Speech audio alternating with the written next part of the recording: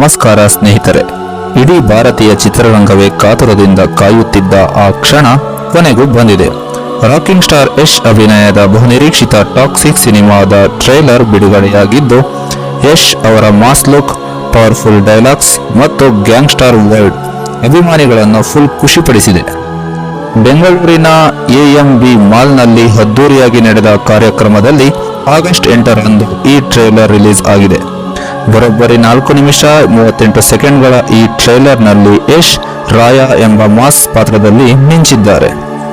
ಸಣ್ಣ ವಯಸ್ಸಿನಿಂದಲೇ ಕ್ರೈಮ್ ಲೋಕಕ್ಕೆ ಕಾಲಿಡುವ ಬಾಲಕ ಮುಂದೆ ದೊಡ್ಡ ಗ್ಯಾಂಗ್ಸ್ಟರ್ ಆಗಿ ಹೇಗೆ ಬದಲಾಗುತ್ತಾನೆ ಎಂಬುದರ ಪವರ್ಫುಲ್ ಝಲಕ್ ಇಲ್ಲಿದೆ. ಆದರೆ ಟ್ರೈಲರ್ನಲ್ಲಿ ಎಲ್ಲರಿಗೂ ದೊಡ್ಡ ಕುತೂಹಲ ಮೂಡಿಸಿರುವುದು ಯಶ್ ಅವರ ಮತ್ತೊಂದು ಶೇಡ್.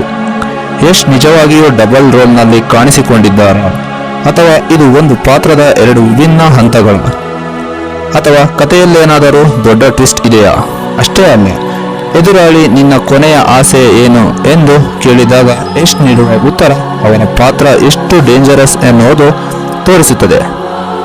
ಈ ಸಿನಿಮಾದಲ್ಲಿ ನಯನತಾರ, ಕಿಯಾರಿ ಅಡ್ವಾಣಿ, ಹುಮಾ ಕುರೇಶಿ, ತಾರಾ ಸುತಾರಾಯ್ಯ ಮತ್ತು ರುಕ್ಮಿಣಿ ವಸಂತ್ ಅವರಂತಹ ದೊಡ್ಡ ತಾರಾ ಬಳಗವೇ ಇದೆ.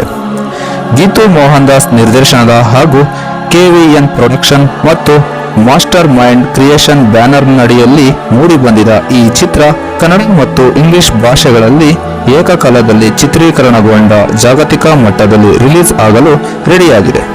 ತಂದೆ ಮಗನ ನಡುವಿನ ಸಂಘರ್ಷವು ಕತೆಗೆ ದೊಡ್ಡ ಪ್ಲಸ್ ಪಾಯಿಂಟ್ ಅನಿಸುತ್ತದೆ. KGF ದಾಖಲೆಯನ್ನು ಟಾಕ್ಸಿಕ್ ಮುರಿಯುತ್ತಾ, ರಾಯನ ಹಿಂದಿರುವ ನಿಜವಾದ ರಹಸ್ಯವೇನು? ಈ ಎಲ್ಲ ಪ್ರಶ್ನೆಗಳಿಗೆ ಉತ್ತರ ಸಿಗಲು ಆಗಸ್ಟ್ 26ರವರೆಗೆ ಕಾಯಲೇಬೇಕು. ನಿಮಗೆ ಟಾಕ್ಸಿಕ್ ಟೀಸರ್ನಲ್ಲಿ ಯಶ್ ಲುಕ್ ಹೇಗೆ ಅನಿಸಿತು?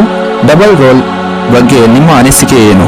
ಕಾಮೆಂಟ್ ಮಾಡಿ ತಿಳಿಸಿ. ಸ್ಯಾಂಡಲ್ವುಡ್ನ ಮತ್ತು ಅಪ್ಡೇಟ್ಗಳಿಗಾಗಿ ನಮ್ಮ ಚಾನಲ್ಗೆ ಸಬ್ಸ್ಕ್ರೈಬ್ ಮಾಡಿ, ವಿಡಿಯೋಗೆ ಲೈಕ್ ಮಾಡಿ ಮತ್ತು ಈ ವಿಡಿಯೋವನ್ನು ಶೇರ್ ಮಾಡಿ.